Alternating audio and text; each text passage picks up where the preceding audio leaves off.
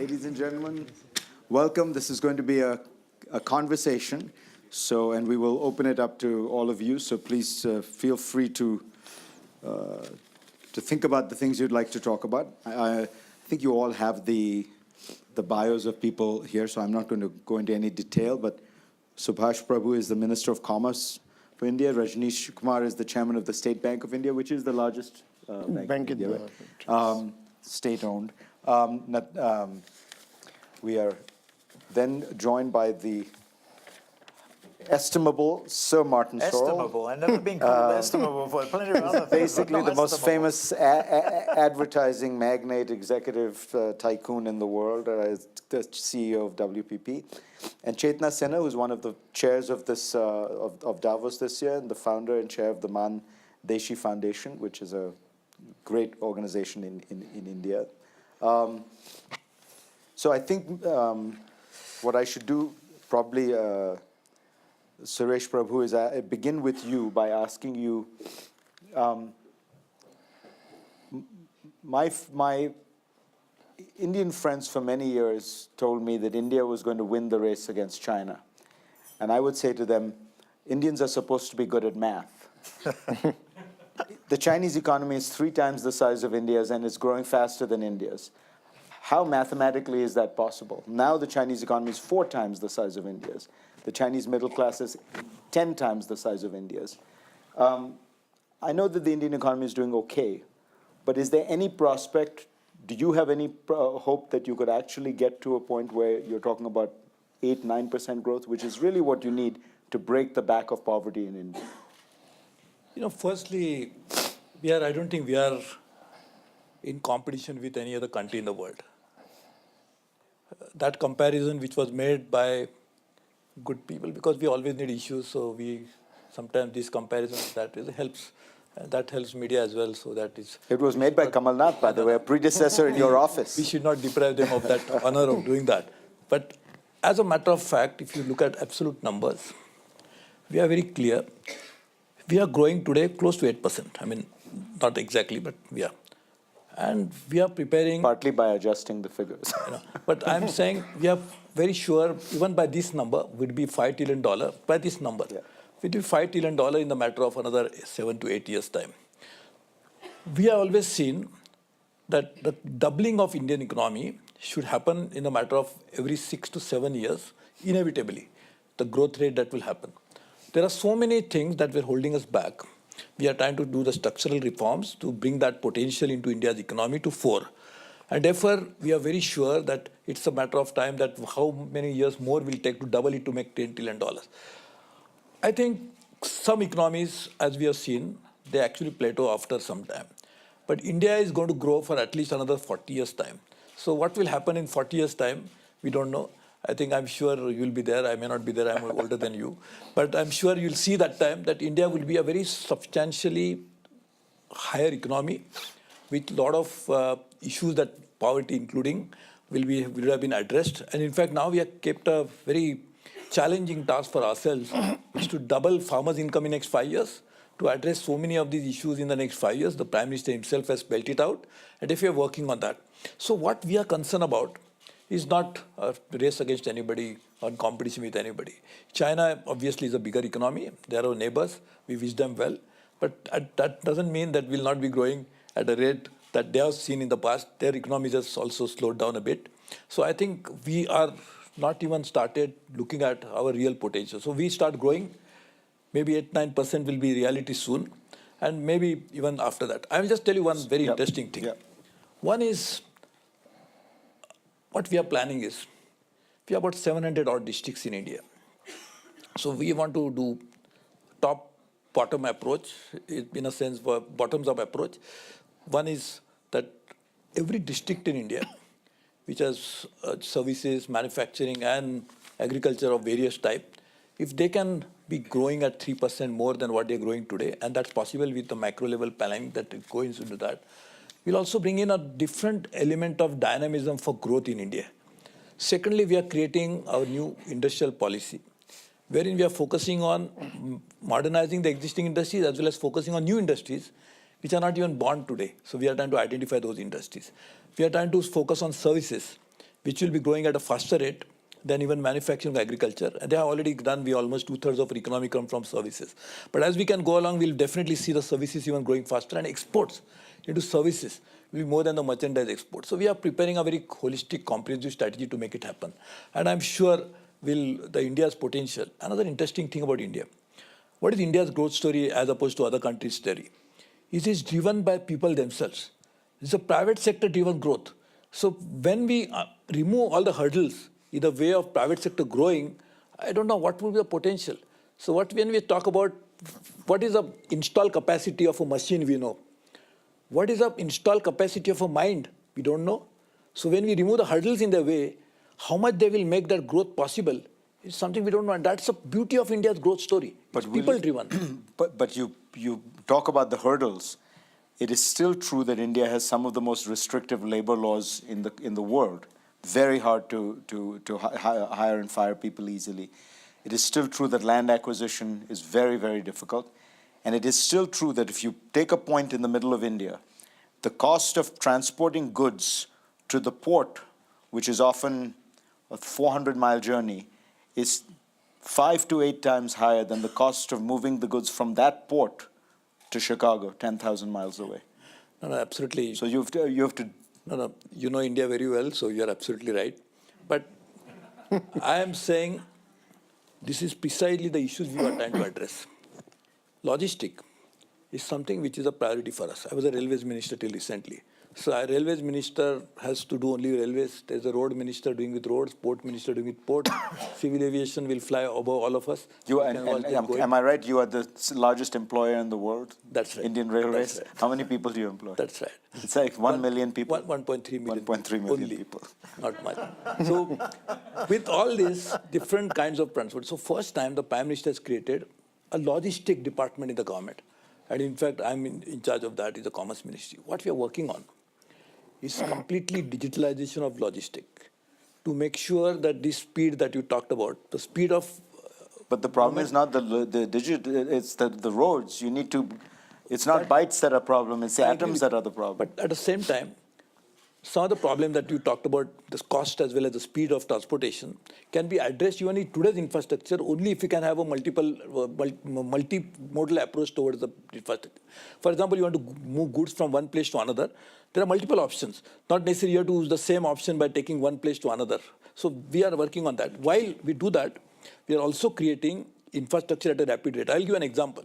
Railways, we investing in the first 3 years of this government as much as we invested in the first 70 years cumulatively of the post-independence India. So you can imagine the amount of money that we are putting into infrastructure. Same for roads, same for ports, same for civil aviation. India's civil aviation sector is the fastest growing civil aviation sector in the world. And therefore, we are actually working on that. But even then, that's the point I was finally, making. you're going to privatize Air India. I think every Indian will breathe a sigh of relief. And that's what the point I was making was that despite the fact that we'll grow each of these sectors separately, unless we have a synergy, and that's what the digitalization of infrastructure would mean. So while we grow all this, if we don't have a bringing in the synergy, that's what we are trying to do. But we are absolutely right. We are aware of the challenges which are holding us back. And that's why I'm saying, you can imagine yourself, as you correctly said, if you remove all this, what will be the growth potential of India? Rajnish, let me ask you run the largest bank in India. The state-owned banks have, I think, 75% of the 70%? 70% of the savings of the Indian people. And yet, HDFC, a private bank, has a larger market cap than every state-owned bank combined. Isn't the market telling you that you're massively inefficient? And it's sort of telling you that the government shouldn't be in this business. Why is the government in the business of providing loans other than as political patronage? And I mean, don't you have all the wrong incentives? You're told give loans to people on a political basis rather than an economic one. I think there are a lot of misunderstanding around this issue. Number one, an apple cannot be compared with an orange. So HDFC is a private sector bank. It has a definite business strategy which is very different from the public sector banks. But you look at the public sector banks and their role in the financial inclusion and the social service. Is it comparable with any any private sector banks? You look at my branch network. I operate in Ladakh. I operate in Sinha, all these places, probably you might not have even listened or heard about these places. Is it possible for any, I'm not criticizing, I'm not on the issue of private versus public at the moment, but what I am pointing out, the realities of India, which is a 1.3 billion people, and a large section of the people are poor. So in such circumstances, if today India were to leave everything to private sector banks, and where they are driven by the return to the shareholders, will it be possible for a country like India to provide the banking services to its masses the way in which public sector banks are doing it? So there are two dimensions. One is that because of the fact that in last 3-4 years, there were big challenges around the asset quality, corporate loans going bad. But the role of the public sector banks in furthering the financial inclusion agenda of a country like India, I don't think that you can wish away public sector banking in the country. And today, I think there was a very, very categorical statement by the finance minister that public sector banks are going to stay in India, yes, when it is a private sector bank which has a distinct business strategy, which is very different than what other banks are doing, then I think the comparison is not right to make. And definitely, because the share market or the capitalization, it is driven by the quality of the earnings, consistency of earnings. So that is a very different ballgame, but I would suggest that when a comparison is made, it should also be made that what contribution, I'm not again saying that private sector banks or HDFC Bank is not contributing to the growth of the economy or the country, but the role which public sector banks in India are playing, it is much more. If you look at, even we have burnt our fingers or the body, but the kind of investment which happened in the infrastructure, if you look at it, who supported it? It was the banks like State Bank of India and the public sector banks. 75,000 megawatt of capacity was added in the country in 5 years between 2011 to 2016. Do you think that if we were not there as public sector banks supporting that nation building task, would it have been possible to add that kind of capacity in the country? So when a comparison is being made, I think it has to be made on very different parameters, and the comparison has to be between an apple and an apple.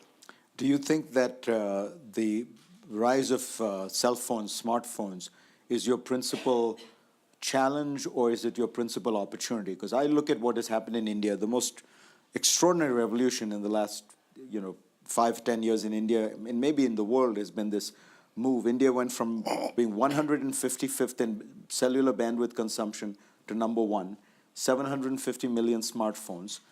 Now these people can do, with Aadhaar, they have a biometric ID, they have a smartphone, they can do cashless transactions. How do you remind them, insert yourself in the middle of that relationship and say, I'm a bank. I want to be the guy doing the banking, not your phone company? No, I think that convergence between banking or a technology company or a telecom company, so those walls are disappearing. So it is very difficult to say. That is what we are saying when the telecom companies are becoming payment banks. And payment banks, or the mainstream banks are now so much dependent upon the technology and mobile banking. So that convergence will happen.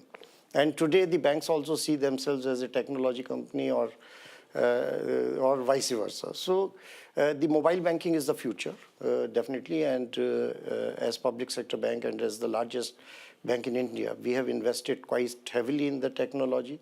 And our digital applications are now state of the art. We did roll out a digital application just on 24th November, which is just you only need one. And what it will allow you to do, everything you imagine in respect of banking transaction through only one application, accepting that I can't disburse cash out of mobile phone and receive cash in mobile phone. That we can't even do in the United States or in China, which is really the world leader right now. Martin, when you Listening to you, Fareed, I get scared by the intimidatory questioners. Killer questions. Wow, I'm wondering what you're saving up for me.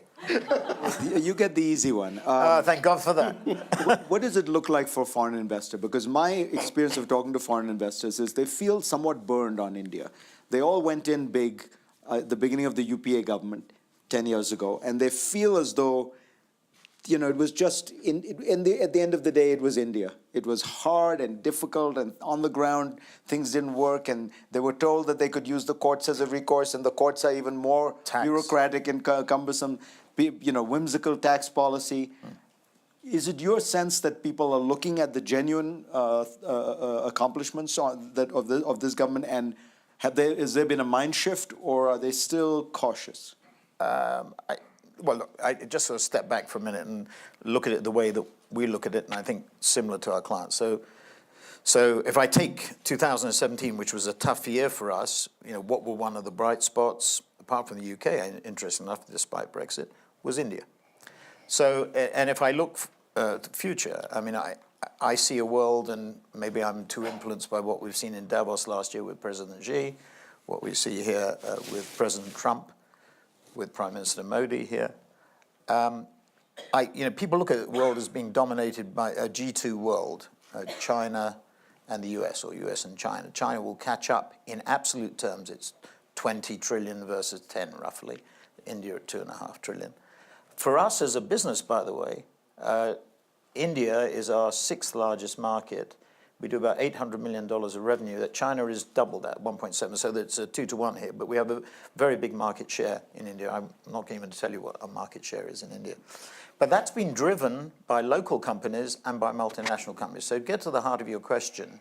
If the world's growing at 3 to 4%, and India is growing, whatever the statistic, whether it's 7, whether it's a fudged statistic of 8, it's more, just like China. And if I look at it very simply, our clients and ourselves, where we're looking for the growth and the population, and India will be the most populous country on the planet within probably, 15, 20, 25 years, something of that nature. So as in terms of and a young population, and a technologically advanced population, because it's leapfrogged. What you just said a few minutes ago is very significant, because they went through from analog to smartphone without any of the interrupting leaps that we've had to go through in the US or the UK. So if you put that little lot together, and you look for international companies are looking for growth, I don't think they have much choice, actually. And I look at it as being a G3 world. I was thinking about Davos this year. Maybe I was influenced by our meeting with Prime Minister Modi. But I do think of it that way. And I think India, you know, we have 20,000 people in India. Interestingly, China is double the size, and we have 17,000 people. India is half the size in revenues, and we have almost 20. Well, it makes sense. Labor is much cheaper in India. Yeah. But you mentioned about labour market flexibility. I mean, we have the same problem in France, by the way, in labour market flexibility. So I think the answer to it, and if I look at the success of Hindustan Lever, for example, Unilever subsidiary in India, which became its most prominent subsidiary, actually, you may have seen a press article a few days ago about that. And I look at the success of that company, taking it as an example. It's a mixture, really, of an international company and a local company. Now, to the heart of your question, I think you have to establish a balance, and I think China is no different. The problem the multinationals have is they are multinational companies. And what you have to do is, I think, to localize your model as much as you possibly can. One of the reasons why Hindustan Lever or Unilever has been so successful is it is a separately quoted company, very highly valued at 50 times earnings on the Indian Stock Exchange. So I think, Fareed, the answer to your question is it's inevitable. I mean, I'm an Indian bull, and a raging Indian bull. And I believe that the potential of the country, and all the things that you're seeing take place under Modi's leadership, there's something maybe about leaders whose names begin with M. You saw Merkel, Macri, there are Theresa May, maybe. Not Mussolini. You just spoiled your point. But he's really made a major difference, just like Macri has, actually, in a very short period of time has made a difference. And the structural reforms, the political reforms, the infrastructure reforms, the fiscal reforms, the GST, monetization, taking risk, demonetization, taking risk, And I think what it needed was a strong leader. I was talking to an Indian, I won't reveal who it was, just this afternoon, and he was saying, I've got a little bit of doubts as to whether his leadership has been strong enough. You need a leader who's going to drive an economy, to your point, at about, he said, 10% a year, to get it into sort of, into the stratosphere. But I would bet on Modi. I would bet on India. I shouldn't use the word bet. I would invest in Modi, invest in India, despite the issues. And some of our clients, without naming them, have had the difficulties that you mentioned, the bureaucracy difficulties, the taxation difficulties, the labor mobility and flexibility issues. But as I look at the world stage, as we do, we operate in 112, 113 countries, I see India really primed for the future. Chetna, you have, I think, in some ways the broadest perspective, because one of the questions I think we often forget about when we think about these numbers is you're actually taking a country, a very large society, a very ancient society, and you're making it go through this very dramatic change that, I mean, the West industrialized at 2.5%, and that was considered very fast. America industrialized at 3%, and that was why it emerged the richest country in the West. So we're expecting these countries to, in a sense, move 3 times as fast. What is that doing in India? What are your concerns? What do you see? So the first, I would like to say that yesterday in the inaugural session, our Prime Minister said that, we are having a red carpet for the investors. And it came in my mind that how would it be that, if we have a red carpet for our street vendors, for women who are doing business on the road in the heat, but they are ready for it. In India, we have 72,000 weekly markets. Imagine, and in each weekly market, around majority of our women vendors. And so each weekly market, there are more than 1,000 women doing it. So 72 million women are doing business on the road, on the street, and they want to grow their business. And I just thought that if somebody tells them, we have a red carpet for you, and this is the red carpet to grow your business, I think, you know what, Mr. Prabhu, we are going to drive the economy.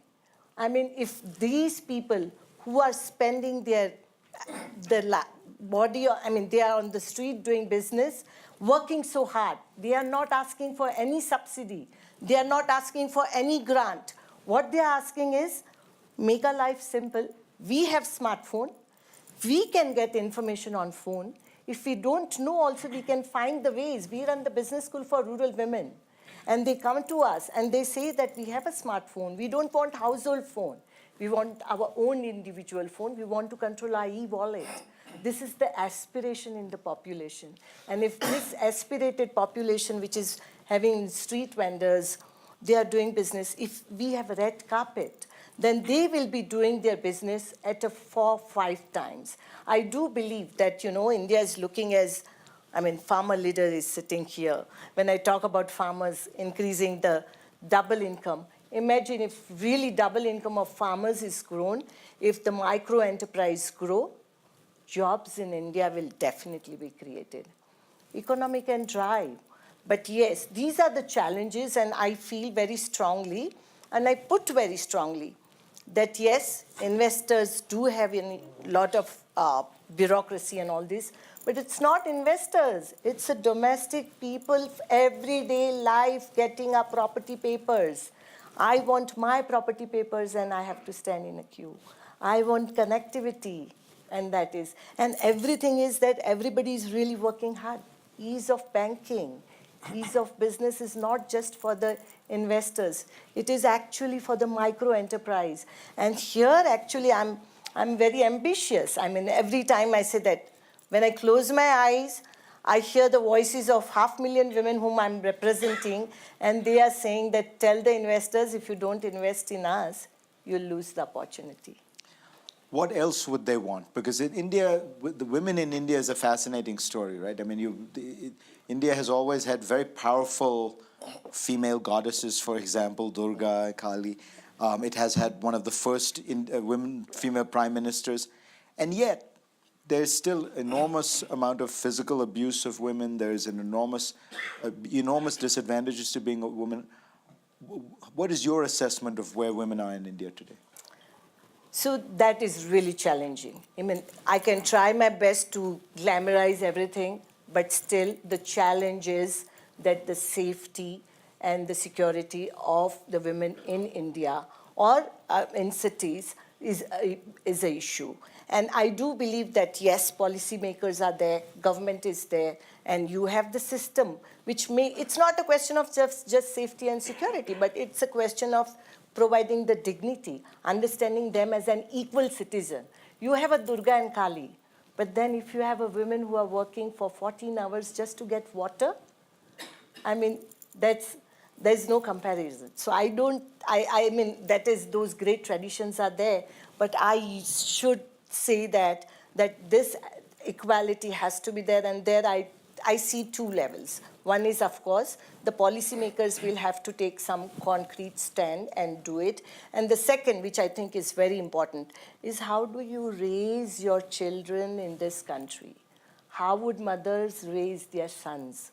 And I think those things also, those soft things, have to come out. It can come from the education system. It can come from the other institutions, academic institution. And I would just like to share a very small example. Of course, it's very local, but I would like to share that in our bank, we have a product where if husband shares the property with their wives, they get a rebate in interest. Okay? And we got many men coming forward, getting that ownership, co-ownership. And we celebrate those men who are investing in their daughters, celebrate those men who are ready to share the power with their wives. Because it's not only just talking, we need those role models also. And how do you do that and bring on the broader stage? These are the issues. I know it's a local, but you have to bring into the mainstream. So I would just say two things very clearly. Number one, as I mentioned about providing the red carpet for the micro enterprise and easy business, they will create the jobs. And about the secure, if women are safer and secure, they will drive the economy if they get spaces in the or mainstream sector. Suresh, let me ask you about another kind of inclusion. The government generally gets good marks for economic policy. It gets good marks on administrative issues. But there are many people who argue that it has adopted a strategy of kind of low-level but consistent exclusion of minorities, particularly Indian Muslims. That this is a strategy that works electorally. You look at the UP elections, but that ultimately it's a dangerous strategy. First of all, it's unjust, but it's also dangerous because you have a very large population of Muslims in India that so far have been remarkably unradicalized. You have 150 million Indian Muslims, and basically there are no members of Al-Qaeda or ISIS. I mean, maybe one or two. And that's remarkable when you think about the fact that it's right next to Pakistan, right next to Afghanistan. Is that a fair criticism that in the search for electoral advantage, the BJP has marginalized Indian Muslims? I would actually say that this is the first government which does not discriminate the population on the basis of their religion. We strongly believe that all the citizens of India enjoy the equal rights, equal privileges, and they should therefore not be discriminated based on the religion, what your faith, or religion is a faith, that what you follow. So I think we really do not do that. It is unfortunately true that some of the Muslims, for example, may not have been elected to the local assembly in the number that they should have been. But that's something which is the electoral process. But if you ask my party's philosophy very strongly, and that's what Prime Minister reiterated again, is Sabka Saath, Sabka Vikas means it is actually the most inclusive slogan that we can think about. We always believe that when the rain falls, the rain does not discriminate between this house and that house. It falls on everybody's houses properly. Same thing should be the role of the government, that we should be, whatever government schemes are, we should give it to everybody. In fact, I will tell you that a UP chief minister who wears saffron clothes is actually going out of his way to find out how government schemes will reach out to all sections of society, including the Muslim. So we actually do not believe in this, because we do not believe that we should use a religion at the time of election to make sure that one particular class of people would vote for us, that we don't believe in doing that. And therefore, we strongly believe that all the citizens of India should not be discriminated against. In fact, one good example I will give you. If we were against the Muslims, we never thought about bringing a triple talaq bill to the parliament. If you talk about Muslims, say 14%, the 7% are women. And she talked about a woman. What's the best way to protect a woman, that what you were talking about, than a right in a matrimony? That when she has a right to live in light, and then she should not be expelled. So if we were against a community, why would we bring bills like this to protect a woman even at the expense of alienating maybe a sizable population? So this is one good example of doing that. We want to make sure that we'll provide them the right schemes, will not discriminate against it. And I can tell you this as our priority area, that all citizens of India should not be, no citizen of India should be discriminated, all citizens should be treated equally. And by doing this, we are unnecessarily creating a rift between the communities. The best way that we have lived in harmony for hundreds of years, the politics created this division. The politics should heal it, and that's our political line is, that we should try to make sure that we live in a seamless society with all people enjoying the same rights, and they should participate in the growth of India. And if the India grows, everybody will benefit. But if India doesn't grow, how are we going to benefit? So therefore, the fruits of growth should reach to everybody. That's another part. But first, the fruit must grow. Otherwise, how are you going to give the fruits of growth to everybody? All right, let's open it up to questions. And I would only ask that you please ask an actual question. We have 4 panelists. We don't need more. What we need are people asking questions. I say this, I have a friend who is a CEO of a factory in India and China, and told him, what's the difference between operating in them? He says, 2 very different atmospheres. In China, they work very hard. They get the job done, but it's very hard to get them to tell you the problems, to tell you what their challenges are, to tell you what. And I said, in India, he said, it's exactly the opposite problem. You can't get them to shut up. So, you've been warned. My question is for Minister Prabhu and Sinha ji. We talked about women empowerment. In our country, 50% of workforce is underutilized today. And in some of the developed nations like US, there is a scheme of quotas for women-owned businesses, and they are given priority in government contracts. Would you consider in the budget giving women-owned businesses priority in government contracts? So what do you want to say? Quotas for women-owned businesses. Would you consider creating some kind of reservation policy for government contracts for women-owned businesses, or how would you want to empower women? Basically, let me tell you, we have a very strong gender bias in favor of women. In fact, the Prime Minister's program of Beti Bachao, Beti Padhao, which he again mentioned yesterday, what is this program all about? You talked about that. Save your that daughter, your bank has educate done your it. daughter. You asked this bank chairman, this was our proposal, that when we went for a universalization of bank operation, wherein every family must have a bank account, we insisted that women also must have bank. So before your bank, we did that. So I was also chairman of a bank some years ago, but we could never do that. So this is what we tried to put it into a system like this. Thirdly, we strongly feel that, now the women entrepreneurs are also rising. And what she said is right. The women entrepreneurs in rural areas are a very significant portion of our workforce. They are actually self-employed. And the point I was telling you earlier, that this unleashing of the power of people themselves will add to GDP. All these women that they are getting, in fact, there was a study which was made, that if all the women in India, they get only the minimum wage that if the Indian government will provide for, the GDP of India will rise by at least 1 to 1.5 percentage point. So now, rather than giving, what you're asking is about giving contracts and reserving for it, rather than that, we should empower them to do this. And the government contracts are not something which are going to rise. Basically, it's a private sector-driven growth in India we are talking about. But therefore, what is important is ensuring that women will get. A skilling program. I'll give you one example of my own constituency. 70,000 women, we are trained for self-employment. We are saying that each one of them is getting on our own, I'm not saying all, some of them for family reason may not have opted for this. They get 5,000 to 10,000 rupees monthly income in Increa.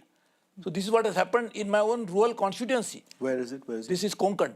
And in fact, this is the NGO called Manasar Vikas Samstha, we are doing it. So this is something which is already happening on the ground. So what I suggest is empower them, let them allow them to take own decisions. This is something which is important rather than giving this reservation. Because see, this is something which is another ploy, that we can say that we have done something for you. But in reality, that may not happen. So I'm not saying it's a bad idea. I am just saying what is more important for us and a priority for us is to ensuring that women start earning their own income. And that changes the entire social milieu of the country. Because when women start earning, no husband can raise their hand against a woman because she is economically empowered. That is more, and that's what I've seen in my own area. This has actually happened. It's my completely rural area in Konkan, which I have seen with my own experience. This is what happens. Secondly, the woman, when she earns income, she's not spending on drinking like a husband would do. But she's making sure that she teaches her children, child's education. teaches her children, and therefore they are also empowered. So I think the best way, and that's where I fully agree, the women on the grassroots, if you can empower them, make them really on their own. Another revolution that has happened in India, which we don't realize, is the self-help groups. You cannot imagine the empowerment that has happened as a result of self-help groups. I can tell you when I started doing it 22 years ago in my own constituency, people are laughing at me. What is self-help group? It's the job of a member of parliament. I was a minister even in that government. So they said, what is this government minister doing? Self-help groups. What is going to happen? Today we have a huge self-help group. Now the challenge is how to link this self-help group. They are doing some economic activities, scale up their activities. So therefore this is something which we are now working on.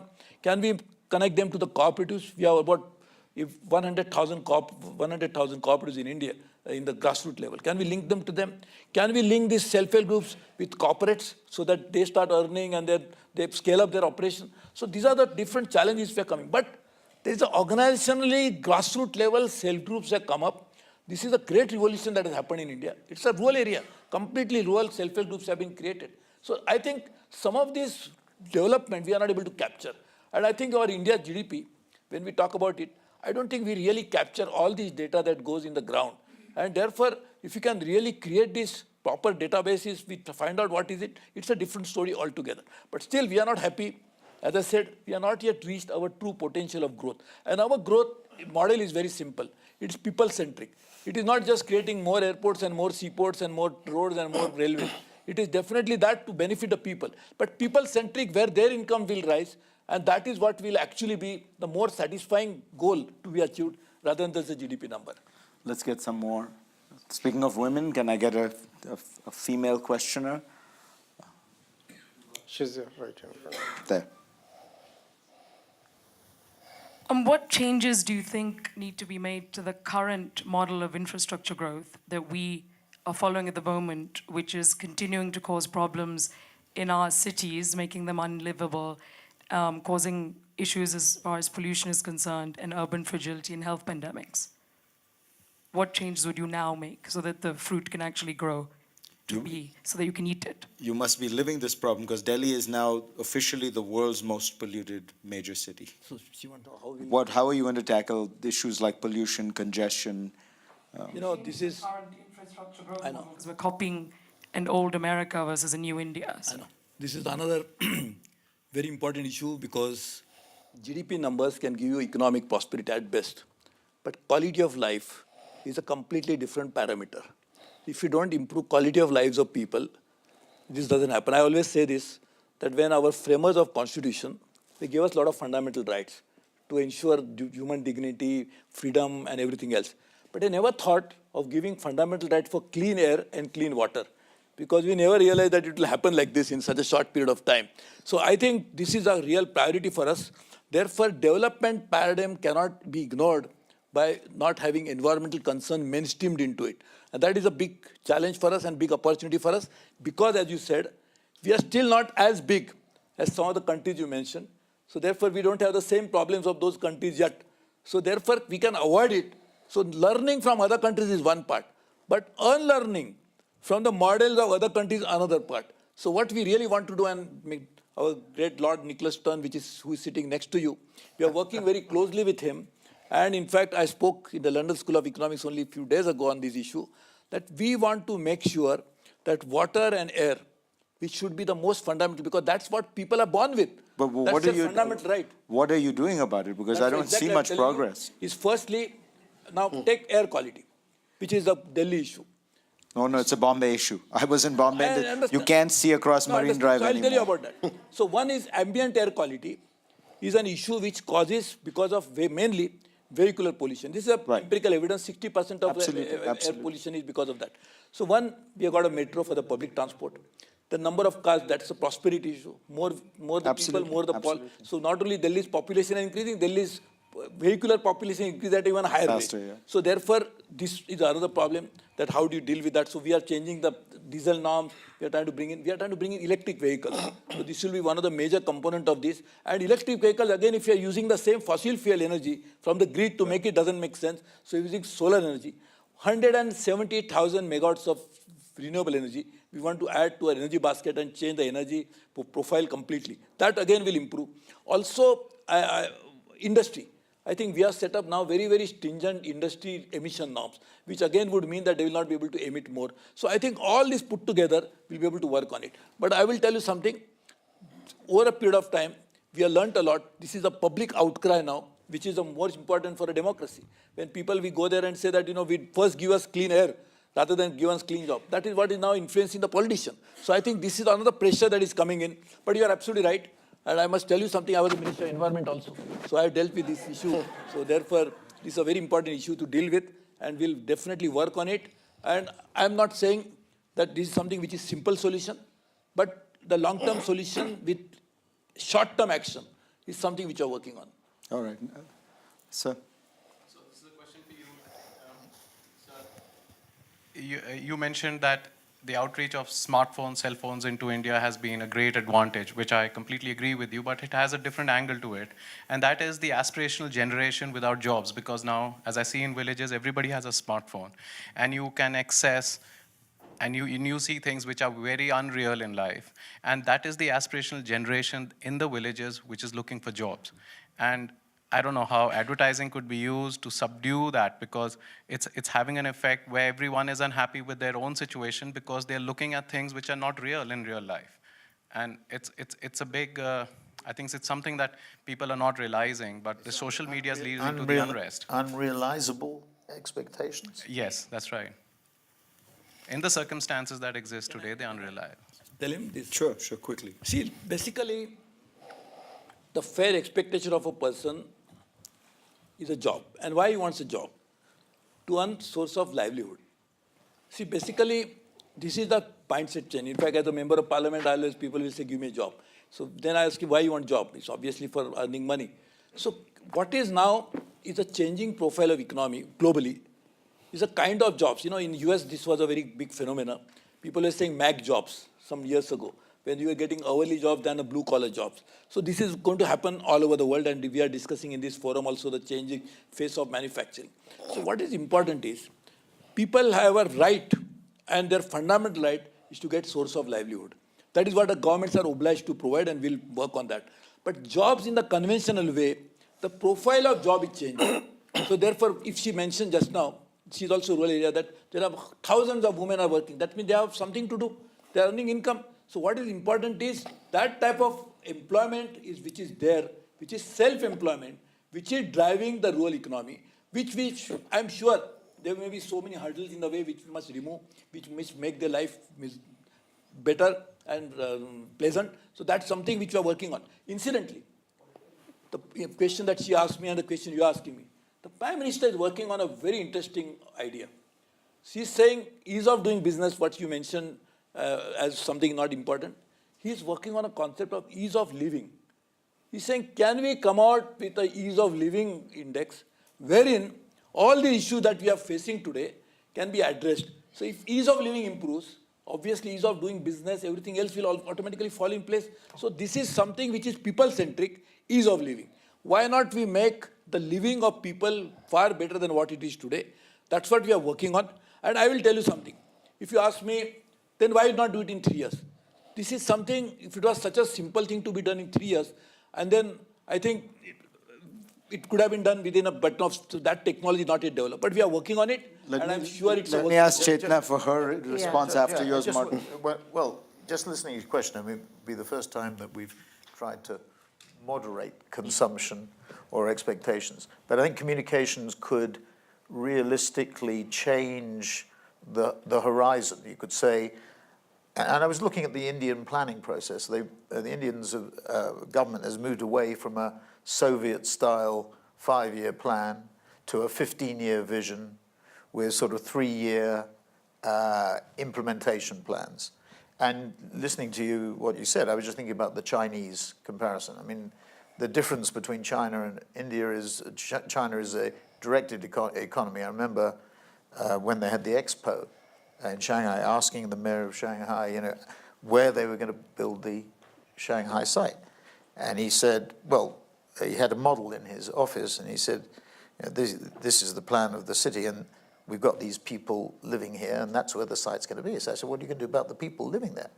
He literally said to me, well, we're building alternative accommodation over here. And I said, how are you going to get the people from there? There's a large number of people to there. He said, well, literally, we're going to go in with army trucks on a weekend. And over the weekend or week or whatever, we will pick these people up and we will put them over there, and then we'll develop the expo site, Pudong. So it's the difference between two different systems. One is much more autocratic than the other. I think the use of communications could be to change the level of expectation in terms of time. I mean, I think it could dampen down that. But I think the real issue is that when a government as strong as Mr. Modi's government is put in the position and sets these big goals, and they're big, hairy goals, to grow a country, the second most populous country on the planet, will be the largest, to grow and at this rate and at this scale, clearly you have to manage the expectations at the same time. I mean, my sense is that there is a coordinated plan. Listening to some of the questions and some of the, obviously the implementation of it is extremely difficult. So I think you have to moderate the aspirations, but the planning process, I think, is absolutely critical. In the 32 years that we've been active in India, we've had issues with government bureaucracy, but I wouldn't say that we have been subject to massive issues. One issue in the TV measurement area, very germane to our business, which was particularly difficult, but with that one exception, we've actually managed to operate extremely effectively. And I think the other thing is the expectation level is driving, we're talking about this in the green room, is driving rural population into urban cities. This is what the problem the Chinese have. They've managed it extremely well, and they've managed the expectations. But do you know why they can manage it? I once had a conversation with the Chief Minister of India. I said, you know, the Chinese have managed to manage urbanization. So you don't have these rings of squatters, these slums surrounding cities, because what happens is cities a magnet of economic opportunity. These people come, and there's so many come sometimes that they choke off the actual economic activity. And he said very truly, he said, you're absolutely right. I wish we could do it the Chinese way. I have this small problem called the Constitution of India that guarantees freedom of movement. In India, if somebody says, I want to move to Bombay for a job, you can, as the government, you can't stop them from moving. Yeah. You then... I would like to extend the point in this way that, yes, I see in rural India, I stay in a village, so I see that the young population have a cell phone. They are so busy with it, educated, graduate, not having jobs, maximum time there. Their fathers are in the field doing farming, but they do not see their future there, and which is absolutely right. Why would they see it? Because there's no technology, nothing has improved. So and I would give you another positive example. Last month, we did an exhibition in Mumbai where all our rural women entrepreneurs came to Mumbai, 100 of them, with their produce. Some were making in textiles, some were others. And 3 days, we saw 30,000 people coming there and buying, and they did a lot of business. What this indicates is that we have a market. It's not that we are looking for market. We have a population which is ready to do something. Then where is it missing? And in fact, actually, I wanted to respond to the previous question also. There are two studies which has come, IFC report and McKinsey. IFC report clearly says that there is a missing gap. In India, and the McKinsey report says that a lot of investors have made money in microfinance, and they are interested in investing it. So there is a success. And on the other side, IFC report says that in micro enterprise, there is a huge gap. If there are 100 loans in the bank for the micro enterprise, then how many numbers are getting? So this whole missing gap which is there, where actually, where Minister talked about the skilling, that what are the jobs, how are we going to create the jobs? The jobs should be such which gives me a dignity. So I have a technology in my hand. I can be a very good clinical person to test the soil, or we should have a business clinic for women, business women, where women can have a machines where they can in textile, and those technologies are very simple. You don't need nowadays a huge technology. So these are the areas where in the Global Entrepreneurship Summit also 10,000 crore was declared for women entrepreneurs. How are we going to use that? Create those ecosystem where you provide these entrepreneurs a technology, finance, and market. If we provide that as a district level, then the jobs will be created. Otherwise, you see on one side the jobs are not there, and you see that there is a printing company, they require a laborer, but they are not getting it. So this gap, you have to customize the skilling, and at the same time provide the finance and market linkages and technology. I think that there you can fill up the gap. All right, I think we are out of time, but I didn't give you, Kumar Sahib, enough time. Why don't you close us out with some thoughts on this issue of aspirations and empowerment? Because you do operate everywhere in India, so what do you see? No, it is like a genie. So now it is out. So you can't contain it and just moderate the aspirations. And definitely we have to give opportunity for the people from rural India, or even in urban India, there is a mass poverty even now. So those aspirations will have to be provided an outlet.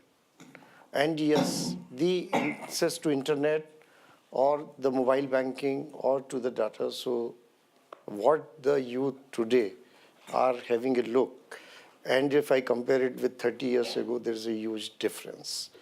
But in last 25 years, after particularly the liberalization of the economy, India has made great strides. It is not the India of 2017 is entirely different of India of 1990, where everything was scarce and rationed. Today there is no rationing.